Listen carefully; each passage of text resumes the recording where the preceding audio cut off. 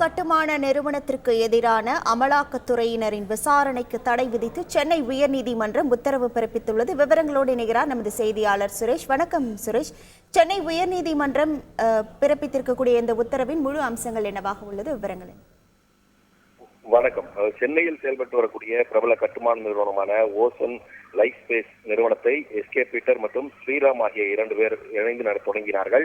கருத்து வேறுபாடு காரணமாக இருவரும் பிரிந்த நிலையில நிறுவனத்தில் தனக்கு சேர வேண்டிய பங்கை எஸ்கே பீட்டர் தர மறுத்ததாக கூறி ஸ்ரீராம் சென்னை காவல் ஆணையர் அலுவலகத்தில் புகார் அளித்திருந்தார். அந்த புகாரின் அடிப்படையில் எஸ்கே பீட்டர் உள்ளிட்டோர் மீது வழக்கு பதிவு செய்யப்பட்டது. இந்த வழக்கை உயர்நீதிமன்றம் ரத்தும் செய்திருக்கிறது. இந்த நிலையில இந்த விவகாரத்துல சுமார் 50 கோடி ரூபாய் அளவுக்கு பண பரிமாற்றம் நடந்ததாக கூறிய புகார் எழுந்த நிலையில இது சம்பந்தமாக சட்டவிரோத பண பரிமாற்றம் நடந்திருக்கிறதா என அமலாக்கத்துறை அதிகாரிகளும் எஸ்கே பீட்டர் நிறுவனம் மற்றும் வீடுகளில் சோதனை நடத்தினார்கள்.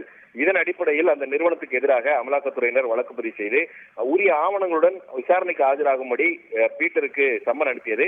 இதை எதிர்த்து பீட்டர் சார்பில் உயர்நீதிமன்றத்தில் மனு தாக்கல் செய்யப்பட்டது. அதில் இருவருக்கு இடையிலான தொழில் பிரச்சனையில் தலையிட்டு அமலாக்கத்துறை வழக்கு பதிவு செய்தது தவறு என்று அந்த மனுவில் தெரிவிக்கப்பட்டுள்ளது. மேலும் தன் மீதான வழக்கை உயர்நீதிமன்றம் ரத்து செய்திருக்கக்கூடிய நிலையில சட்டவிரோத பண பரிமாற்ற பிரிவில் வழக்கு பதிவு செய்தது செல்லாது எனவும் தெரிவிக்கப்பட்டுள்ளது. இந்த மனு விசாரித்த நீதிபதிகள் MS ரமேஷ் மற்றும் சுந்தர் மோகன் அடங்கிய அமர்வு அமலாக்கத்துறையினுடைய விசாரணைக்கு தடை விதித்து மனுவுக்கு பதிலளிக்கும்படி அமலாக்கத்துறைக்கு உத்தரவிட்டு விசாரணையை மார்ச் 1ஆம் தேதிக்கு தள்ளி வைத்திருக்கிறார்கள். முழு விவரங்களுக்கு நன்றி சுரேஷ். செய்திகளை உடனுக்குடன் தெரிந்து கொள்ள உடனே சப்ஸ்கிரைப் பண்ணுங்க.